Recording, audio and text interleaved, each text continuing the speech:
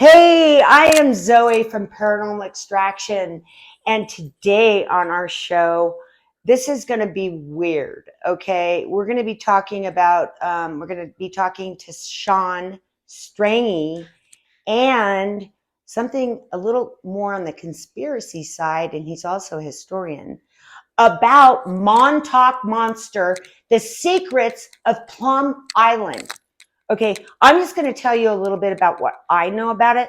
And I'm telling you, there was a documentary on TV. Someone went over there, a scientist, and put a little camera on their head. No one can get in. These scientists went in. I saw the whole thing. I saw the whole thing. I saw different animals that they had done genotherapy on or whatever they do. It was just absolutely disgusting. And then guess what they did? They wiped it off TV. Gone. Okay, so we're going to get the full information, okay, from Sean today. I am super excited about this one. We haven't done much on conspiracy theories. Here we go. All right. I'm here with Sean Straney today. He's always letting me sit in. She's got a lot of trust. I'm D.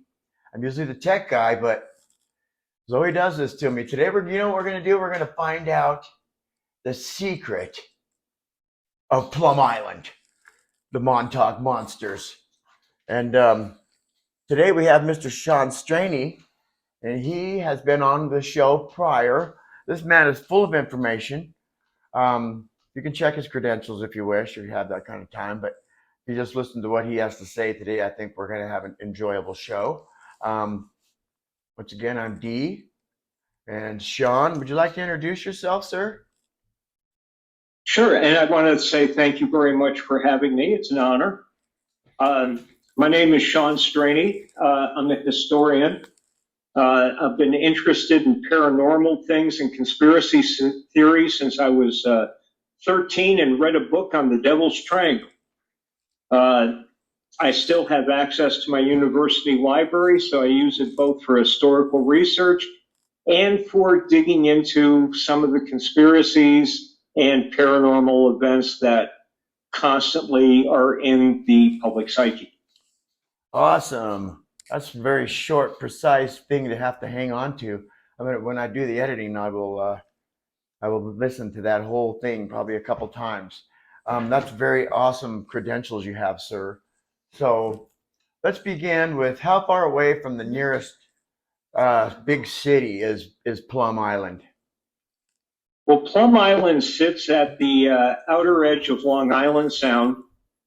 It's about 9 miles from Montauk, and this is going to be a part of the secrets of Plum Island. It's only 13 miles from Lyme, Connecticut, where Lyme disease started. Ah, I see. Oh yeah, that's right. Lyme and Lyme. There's two different areas of Lyme, Connecticut, isn't there? There's Lyme and then there's Old Lyme, but they are only 13 miles. Oh, that's what it was. Okay, awesome. I remember looking at that on the map last time we spoke. It was very interesting to find out where Plum Island was actually located and how close all these experiments that you're going to speak about were to the mainland and their main purpose. Is that not what we're going to speak on today? Yes, we are. Okay, well, why don't you go ahead and start at where you'd like to get the audience involved and let them learn something pretty interesting about. I want Montauk. Oh, well, there have been actually several instances of quote unquote Montauk monsters. Right. But the most famous one was the one that was photographed by Christina Pampalone in 2008. Yes. And that's the pictures of the Montauk Monster that's all over the internet. She also did a little bit of video on her cell phone where you see somebody, kind of poking it with the stick and everything. A lot of the pictures that go around have been kind of enhanced and photoshopped to make them look, more scary and everything. And for some people, it may be disappointing to find out that the Montauk Monster was actually a bloated raccoon, Yeah, because it kind of sounds like a nothing burger. that's But right. it's far from a nothing burger, because after it was discovered and it made the press in Suffolk County, the carcass disappeared. No one knows where it went. Suffolk County Animal Control did not pick it up. Right. And with the press descending on Montauk and asking people, for eyewitness accounts of the Montauk Monster and everything, less than a week after the discovery of this carcass, everybody on Montauk suddenly started slamming their doors in the face of the press, saying, "I don't want to talk about it." Wow. And when you're talking about everybody, you're talking about law enforcement, people that were around the neighborhood, word of mouth, that type of thing. That type of thing. People that live Montauk is a beach resort, but there are a lot of permanent residents there. Permanent residents refuse to talk to the press anymore. The police department and Suffolk County Sheriff all pretty much were like, "We have no comment." But they did determine that Suffolk County Animal Control never picked up the carcass, but the carcass disappeared. Wow. Wonder where it went, Sean. Where do you think it It went? was probably recovered because of what goes on at Plum Island. Absolutely.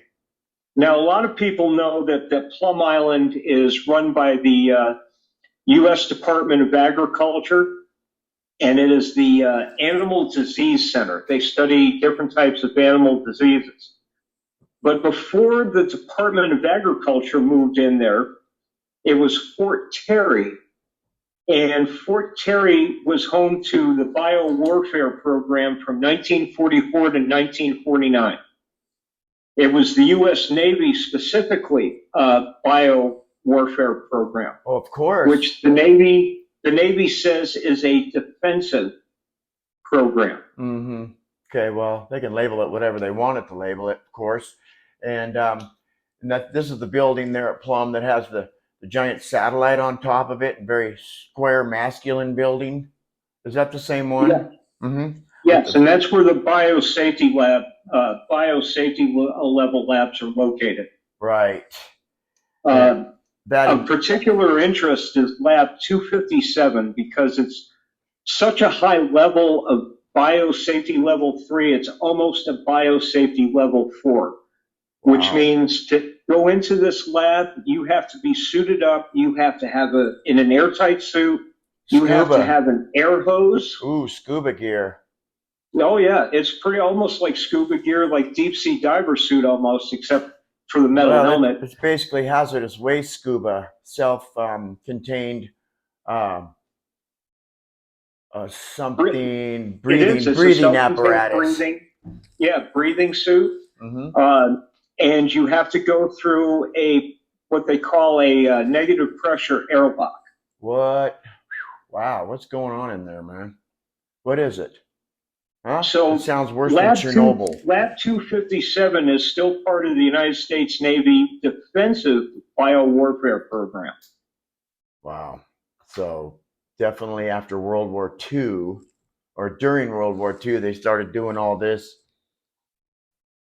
Correct? Yes. Mm-hmm. So more than likely, the Montauk Monster was recovered by the government so that nobody could do an autopsy on it, nobody could do a toxicology on it. Because as we find out, and this comes from the Government Accounting Office as well as reporters that went there during an open house, the Government Accounting Office admits that as well as doing animal disease research, they also work with pathogens that can infect humans, such as Nile virus, Nipah virus, and Rift Valley fever. Oh, terrific. Yeah, that's correct. They're working the angles out there with the biochemicals and the animals and the testing, and then possibly a raccoon got loose somehow on a boat or something they came to shore in, or just happen to jump, and then of course the government's going to want to get that wild animal and make sure that no DNA, and like you said, those other tests that what were you saying, that the two different kind of tests or whatever they would do, the doctors, they would get people on that. It's pretty amazing that it disappeared. So you pretty much can figure that thing got tested somewhere, can't you, Sean? Well, if it had been picked up by Suffolk County Animal Control, and this is typical of any animal control anywhere in the U.S., they have to do an autopsy on the animal, primarily checking for rabies. But they do a full autopsy and toxicology on any dead animal they pick up. Yeah. I think the only exception is when a deer gets hit by a semi, because they pretty much know what killed the deer at that point. But they still have to come pick up the carcass. It's their responsibility to pick it up. That is Suffolk County Animal Control never picked up the Montauk Monster. Oh, I see. So there's not even anything on record saying the people that are supposed to go check that out and clean it and make sure it's all, cleansed, and there was no dangers anymore to the environment and to basically the environment. They had to come there. That seems like a pretty important thing. Or all kinds of dead animals are found on that shore all the time, and that one just happened to make front page news because she went to the right. Maybe she went to the right place, and boom, it got out there. Maybe it was common. Well, going by her original photos, the carcass was a little bit bloated, which means that it probably had left the island and started swimming and got carried by the currents. And this totally makes sense the way the currents flow in Long Island Sound, carried by the currents to wash up ashore at Montauk. Right. During a high tide or something. Sure. So it could have come from. And it makes sense when you look at the original photos, because you can see the line of kelp that usually kind of signifies the average high tide on a ocean shoreline, and it's laying right at that kelp line. Sure. Okay. Got it. Pushed it right up in there on the shore, huh? On that. Right. So it was probably bloated from being in the water, but why did it disappear unless the government had been doing some kind of testing on it that is not acceptable under Geneva Convention or acceptable even under our own limits? As you know, there's a lot of inquisitions about COVID being gain of function because gain of function is illegal. Absolutely. And but they've done gain of function at Plum Island. Oh, yeah. When they recruited Eric Traub during Operation Paperclip after World War II, right, they purified and chemically strengthened foot and mouth disease virus, which was Traub's area of expertise. Oh. As well as using insects as a delivery mechanism for viruses. Sure, why not? They were all doing that. That was the hottest thing, how to destroy a civilization with our own species, or our own little classifications and species of insects and all kinds of winged ones. I noticed, I just read. Well, Traub actually had success when he was with Nazi Germany. He actually successfully put in got some ticks to carry foot and mouth disease virus. Mm-hmm. And during the winter of 1943, 1944, the date's not specified because so many records have been destroyed from that period. Right. But there is a record that the Luftwaffe aerially delivered these ticks onto a reindeer herd in northern Russia. And within days, the reindeer herd was completely decimated from hoof and mouth disease. Wow. So using ticks to spread a virus was successful in 1943. That's something. That's just amazing that we have that kind of tech. I know we do, but we're willing to take it out there and find Mother Nature's herd of reindeer and say, and keep them isolated enough to make sure that their ticks didn't make it into general pop. Okay, how they must have had some pretty strict eyeballs on that little herd of ticks, and how, where'd those ticks go? Did they get rid of them? Did they just have a certain lifespan? Nope. And Nope. They nope. just lived out their lives in that area. Uh-huh. But the whole purpose is that the under orders from Hitler and Goering, they wanted to find a way to starve out Russia.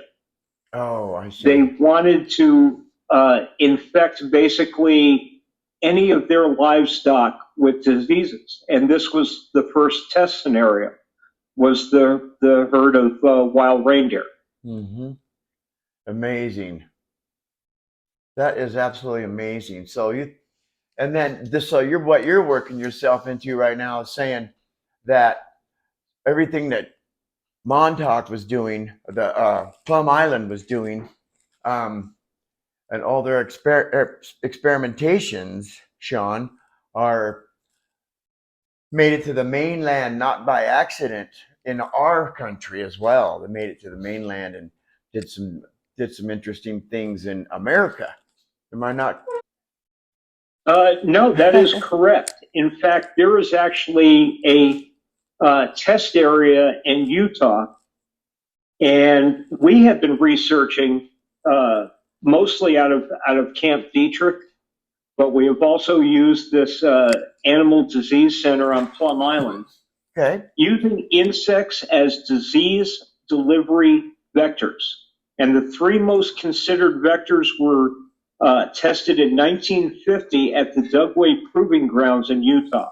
Good Hardly anybody research. has ever heard of the Dugway Proving Grounds, because what Area 51 is to experimental aircraft, the Dugway Proving Grounds is to our biowarfare programs. Dugway. What was it? Dugway? Dugway Proving Grounds. Okay. Remember that, ladies and gentlemen. That one right there, huh? So everybody, And how come we don't hear about that? How come we don't hear about that? It's in Utah, and it's marked much like Area 51 is. Deadly force is authorized. This is a government installation. No admittance, all that.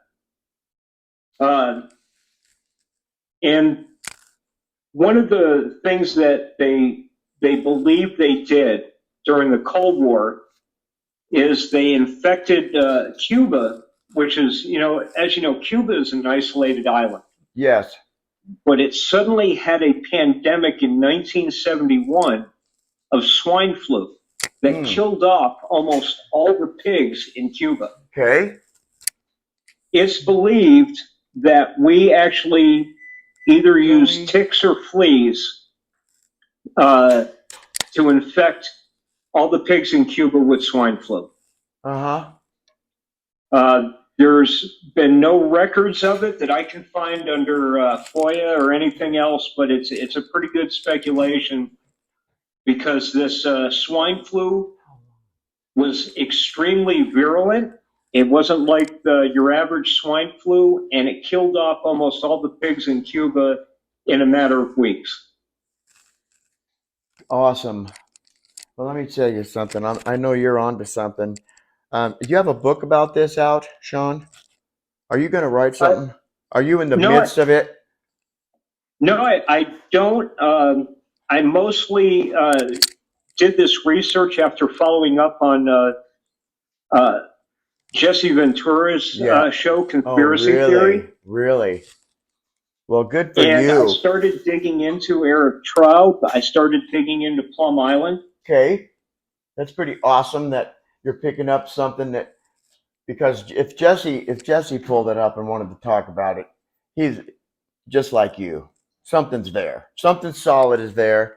Something necessary for people somewhere, us Americans, to be aware of, because that building just in itself is just like a, with the giant radio dish on top, is just amazing. Because to me, it's amazing because it stands out. It's so square and like I said before, masculine, with that thing sticking up out of the top of it.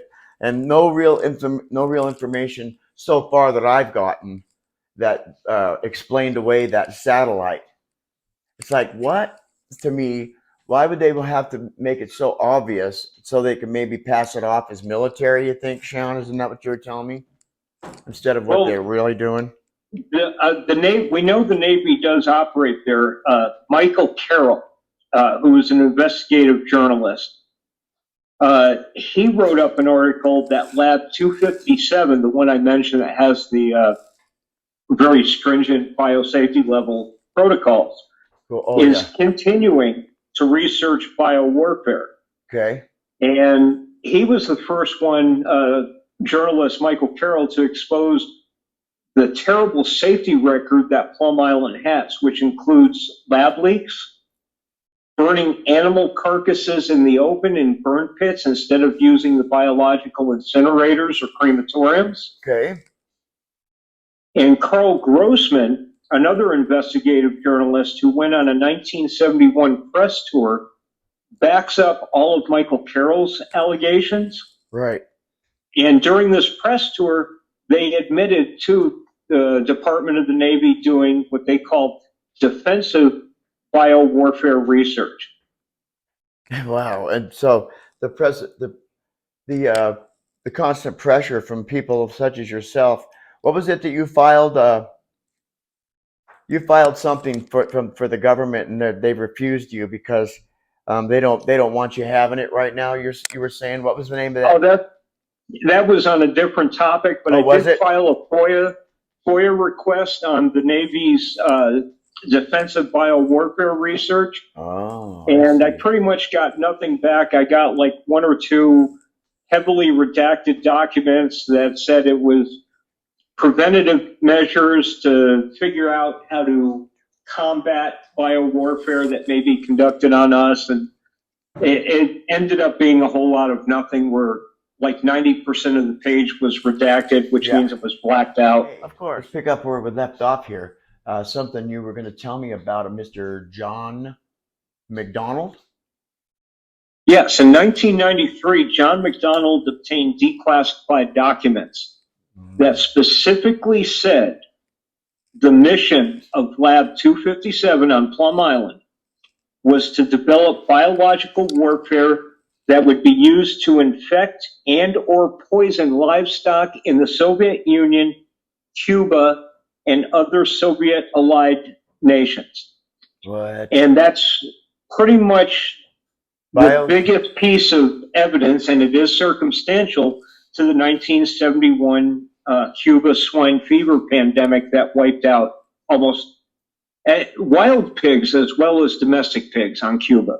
Yeah, well, somehow they did an even larger experimentation. This stuff, okay, doesn't just get out of the genie, doesn't just get out of the bottle, but to keep the genie in the bottle's got to be insane challenge to work with these things. But then it makes it down there, and it just so happens to have the same characteristics as the swine flu that they already developed for biological warfare. Am I on the right track here?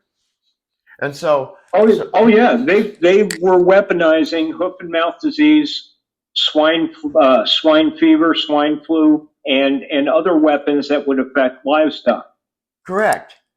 And this is a sneaky way of going about it, because according to the Geneva Convention, ever since World War I, with the mustard gas and the chlorine gas that Germany used and England used on each other, yes. Biological and chemical weapons are totally outlawed on the battlefield. However, you can kind of do an end run by spreading a bioweapon to destroy livestock, and it's similar to Sun Tzu's concept of siege warfare. You starve out a population. Yeah, I get it. Same thing. They've done it forever. When you lay siege on a castle, you shut off the population from food and water in many cases, and therefore you took that castle or that land. So that has been a way of warfare forever. But the people in those days didn't have the biotechnology to destroy herds and shut down food for an entire country, and also maybe infest the people. That's when it starts getting strange, when it jumps from animals to humans. Now, isn't that partially something that the COVID did? Not to get too far off record here, but they adjusted some protein acceptant molecules to the outside of it. So that, and you said that that was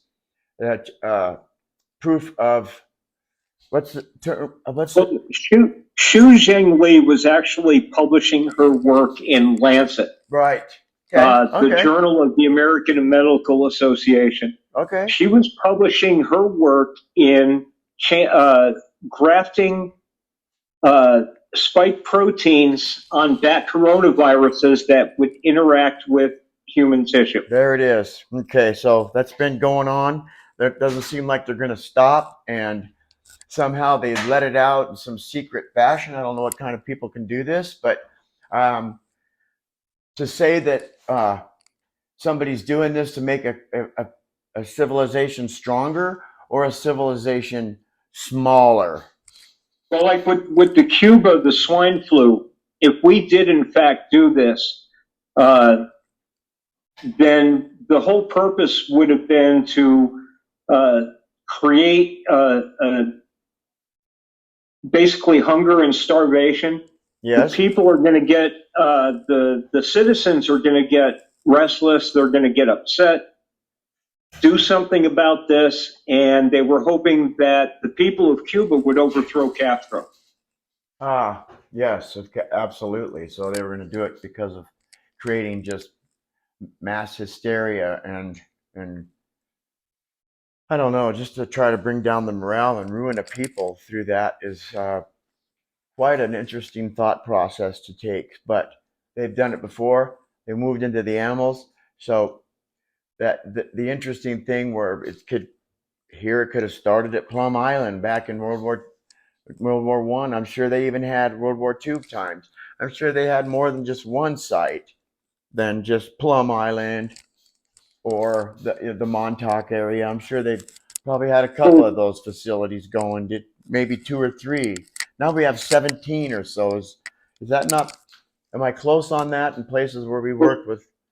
Some of the things that are coming out, and this could be an entire topic on itself, is that there's biological warfare laboratories in Ukraine that are owned through shell companies, basically owned by us. Okay. Heard this one. Continue, please.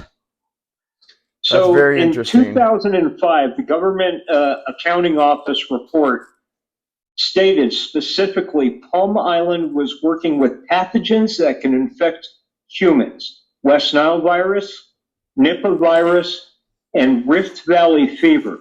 Rift Valley fever has a lot of similar symptoms to Lyme disease. Right. Okay. Now Lyme disease, this is the interesting part. It's caused by a specific bacteria discovered by William Bergdorfer, who discovered the mechanism. Okay.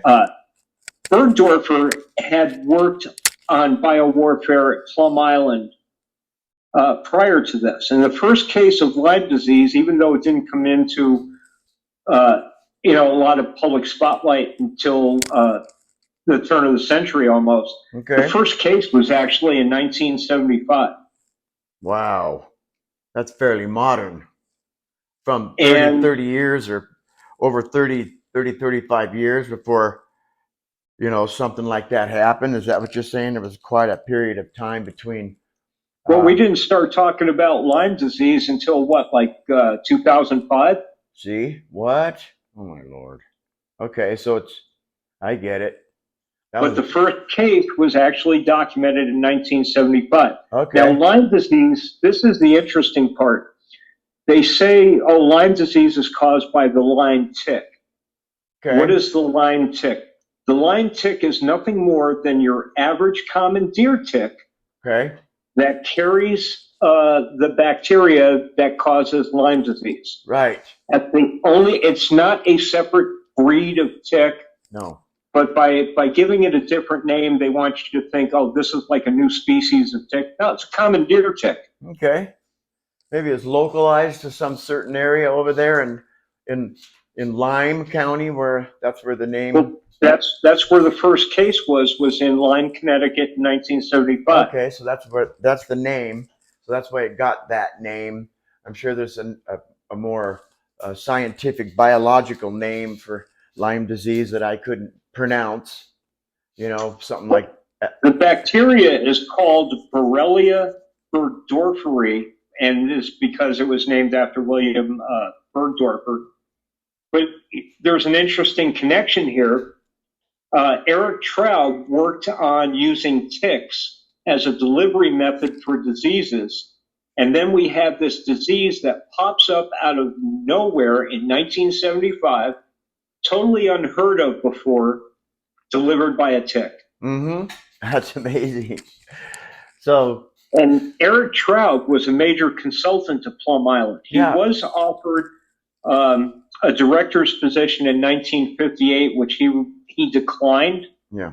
I believe he had a lot of regrets about working on biological weapons. He actually went to the United Nations and focused on going to third world countries and helping them prevent and slow down any kind of pandemics of foot and mouth disease in livestock. That's where what a thought he ended process. up spending his primary focus. Yeah, he wanted to go there because maybe the light shined into him and said, I got to go do the exact opposite. Since I know all this stuff, I can definitely prevent it. So he had a change of heart. Maybe he was put under the pressure of because he was a good biochemical chemist. His passion was veterinary medicine, and his passion was healthier livestock. There it is. When he worked at Reams Island for the Nazis, he worked with a woman veterinarian named Anna Berger. Okay. Anna Berger was recruited via Operation Paperclip too, but she stayed with the United States Navy's biowarfare program and continued to work on that until her retirement. Oh yeah, they took good care. What was her name? Anna Berger. Mm-hmm. Good old Anna. She was taken care of by some good old boys there to stick around and build some creepy chemicals that come out of animals. Huh? That's what I feel. So everything's on the money, man. And she had worked with Traub in developing the ticks that infected the Russian reindeer. See? With hoof and mouth disease. So she knew everything that Traub did, and she was probably a bigger asset to our biological warfare program than Traub was. Okay. Traub was kind of like a reluctant ally. Yeah. And I'm sure, with Werner von Braun. Yeah, they came over on paperclip, so they were like prisoners of knowledge. We traded them. I'm sure they said, well, you got a choice. You can go to trial at Nuremberg for Nazi crimes, or you can come work for us. Here you go. Absolutely. But, Werner von Braun was another one who wasn't evil just because he was a Nazi. Correct. Without him, we never would have had the Gemini and Apollo program. That's what they say. There was a bunch of them over in Russia that knew just as much. Let me tell you a little story real quick. The Russians were ahead of us in that, and they got up Sputnik. They got up some stuff, and I learned something in the past that the Russians were holding back knowledge because of the Cold War and all that, but yet the Russians, the Russians experiment I'm trying to forget his name right now again, but I got this other name. What's the guy's name? The rocket guy? One more time. The rocket. Werner von Braun. Thank you. I was thinking of my general practitioner's name, kept getting in my way. That's Baumgartner, and I couldn't get it out of my head. Anyway, they both were talking, the Russians and the U.S. guys, and they were holding back America on purpose for a while, as far as our development with the rockets, even with von Braun. Isn't that something? Did you ever hear that story? Well, there was a big rush to get Nazi scientists, Nazi intelligence officers, everything, because everything about Nazi Germany was so far advanced. They were at least in terms of warfare, in terms of intelligence, in terms of engineering, they were at least 5 years ahead of the rest of the world. Okay, so on that note, they're out there killing reindeers and dropping stuff. These people are so advanced, and their leadership was not afraid of doing, producing and experimenting. And oh my God, they just went on and on. Now this really does blow my mind.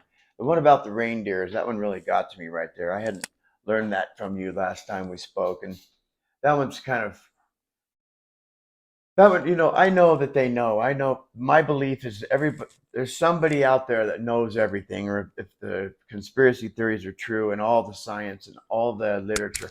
But why do they write it down? If it's so sneaky and stuff, how come there's always a record that has to get redacted? Why do they bother to even make paperwork? You feel me? If there's something that's so powerful, they can have all these people doing it under whatever control it is. Why does he say, "But I want a paper trail. I want you people. I want a paper trail, so it never comes back to me." What do you think the paper trail's for? Well, Military? we didn't have email, back then like we do now. So people had to send typewritten memorandums. Of course, all the stuff is classified. It eventually goes into the National Archives, and so there's a lot more. There's a lot more records that are available. But of course, all they have to do is keep them classified, and Right. no Yep. one can really see them. Sure. But eventually, they're going to get out. Yeah. Well, I guess that's what blows my mind. You're trying to get stuff, and they're telling you, "Hey, Sean, no, dude, you're getting a little too warm, bro." You're like, "Okay, I'll take that letter with 2 words on it that aren't blacked out by a black pen, and that's the file I'm looking for." Sure, thank you. That's really awesome. That's Well, why. look Why how many bother? times they keep delaying the last findings of the Warren Commission. Oh, Oh no, yeah. no, we're going to hold on to it for another 10 years. See, see. There's people up there that just people like me out here, and me and Zoe that love people like you that keep digging and keep researching. So we really appreciate your perseverance. What other things do we need to close up here with that you have whatever items in your repertoire of knowledge right now about Plum Island? Uh, Actually, I would love to go have a look uh, at the Dugway. I mean, even if I just go up to the fence and read the Deadly Force sign, the Dugway Proving Grounds. Well, that'd be This great. was exposed by Dr. Gordon Short, who was a medical doctor, unfamiliar with his background. But Okay. he was the first one that kind of let the cat out of the bag about the Dugway Proving Grounds. Okay. Well, let's get some tickets. Fly out. Rent a car. Me, you, and Zoe, whoever it was, and we'll go get this buzz. You just go get there and get that buzz. Get the cameras out, get some selfies in. So, I think one it'd of be the one of awesome. the bad things about Plum Island to Yes, sir. me, because every nation does this kind of research, it's not There you go. anything too surprising. There you go. But you have two different reporters confirming that they have a terrible safety record. Okay. Former employees have filed lawsuits because they've become ill Correct. with different diseases. Burning experimented on animals in open burn pits, and that stuff gets into the air. It goes all around Long Island Sound. Okay. But the Animal Disease Center has got a new future. They're actually going to be moving that to Kansas State University in Lawrence, Kansas, where Oh, they're going to great. continue to do agricultural research. Great. Just what we needed. So Biochemistry. now going from a small island in the middle of Long Island Sound, or at the edge of Long Island Sound, We're right in the now it's middle. going to be right there in a population center. And of course, there's a big army base up there too. Oh, of course. I guess to suppress the people that they're about ready to inoculate with their newest invention. So we got to keep our eye on them. That's what I'm thinking right there. Not that whole move. Eyeballs need to go on that institute. At what is it? They're planning on what collegiate campus are they going to? Kansas State University, because Okay. Kansas State University is like one of the premier animal and agricultural universities in the United States. Well, there you go. Follow the money. That's what I think. Something's coming in there. Something's Well, coming in. something that's very, very common is when they want to dig into something new, Mm-hmm. they love going to universities and finding the brightest and sharpest young minds and saying, hey, we got a kind of a side project. You won't have to take any classes, just work on this side project. Mm-hmm. And if you're successful, you get all your credits and you graduate. And you get your new Maseratis or whatever. Basically, it's all about the money. Cool. They're going to give them something. They're going to give them that promise, and then they might mysteriously disappear off the earth. There's always that option. So what else do you have for us in winding this up? I think it's pretty amazing that now you've scared the hell out of me. Okay, so you got me like wanting to go take a shower and lay down. You understand what I'm clean up and go lay down and put some plastic up around the doors and windows. You know, after all this information and everything, I kind of wish I'd been the one that had gotten hold of that carcass, the Montauk Monster carcass, and sent it somewhere to do a toxicology and an autopsy. Sure. You know, why was that thing snatched up, and why was everybody in Montauk told to keep quiet? I don't know, man, but if you could solve that one in the crop circle mystery, we're on it. You know, that direction, the crop circle direction, and we've solved Montauk, and we solve Plum Island with Sean Straney solves Plum Island mystery. That would be definitely awesome. Proof that some of the scariest paranormal things still pale in comparison to what black budgets and black projects of our own government can do to we the people. Sure. That's why we got you up there in the spotlight right now.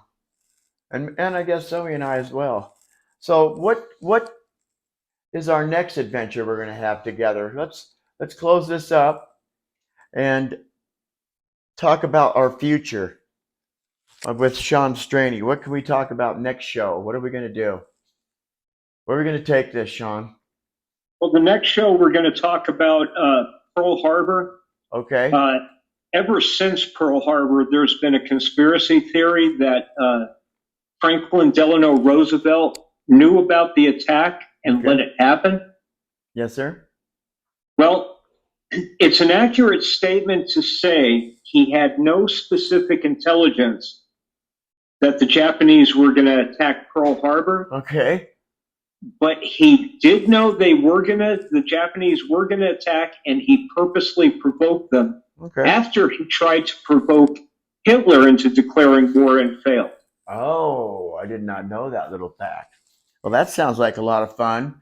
So, you know what? Where can we find you? I see you all over the place, and I try to answer you. You're very busy. You're very knowledgeable. So where can people find you out there in the spider web of information right now?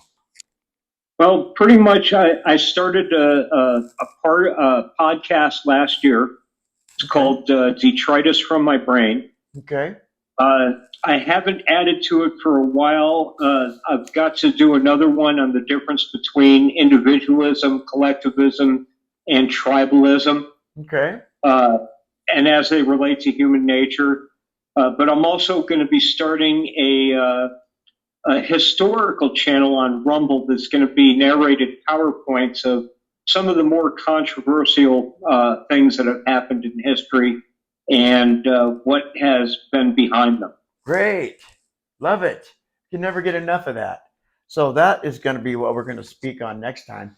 Maybe, during our correspondence, we can cover that show. That show you have there is that newest one with the conspiracy, sort of how the country went past certain, I don't want to call them conspiracies, but the word that you just used was way better. I can't remember quite what it was, and I apologize. But yes, so we're gonna find you at what? Facebook right now? Where's some Pretty address? much just Facebook right now, and then on Spotify and Anchor. Um, I've done like 3 podcasts. I've really got to pick up the pace on it. And what's the name of It's that? called Detritus from My Brain. Oh yes. One more. Okay. And what are you on And it's Facebook? actually, and I actually started basing it on a book of essays I started composing. Okay then. And because there's a lot of stuff out there. I think people are too quick they look at a headline on Facebook or they look at the first 3 Google entries when they Google a topic, Okay. and suddenly they think they know the whole story. Right. And one of the big things I learned in college pursuing my degrees was you have to do research.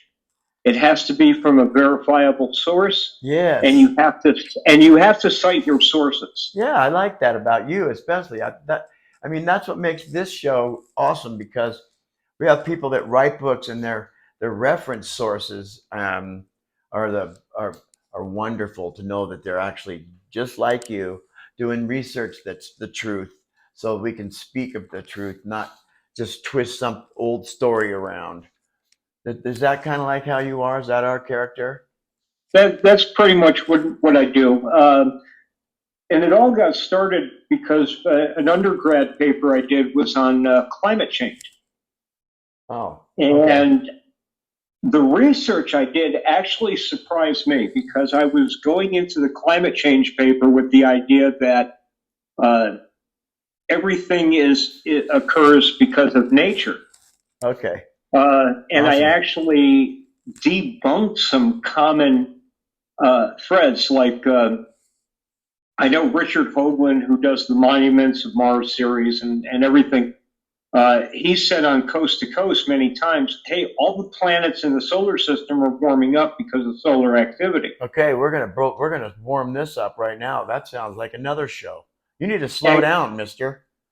Come to find out, it doesn't affect the Earth as much because of the hole in our ozone layer. Okay. Ozone is what converts ultraviolet light into heat. Okay. So the solar activity does not affect the Earth nearly as much as they try to play it up as. Okay. We do have a carbon footprint, but there's also a lot of natural factors, and they can't even be quantified. Right on. Okay. Is there any way that any one person could go, or any institution could count every single mud vent releasing methane around the Pacific Rim, the Ring of Fire? No. Okay. There's no way you can say, well, this much methane is coming out of mud vents, volcanic mud vents on the seafloor. So how can you even begin to say how much of a percentage mankind's footprint is? I don't know. Since the Industrial Revolution, we do leave a footprint, but let's follow the science. Let's not follow agenda. We'll do a whole nother show on that. All right, mister. It looks like we're trying to let some mud vents open right now. We're going to close the mud vents so we can do this later. See? You can't give away all our secrets right now. So I want to thank you right now for letting me be the interviewer, okay, and having patience with my style, opposed to Zoe's style. And I want to thank Zoe for letting me sit in. So let's just say goodbye to everybody, and let's look forward to the next show. Please say goodbye to Sean Straney, everyone.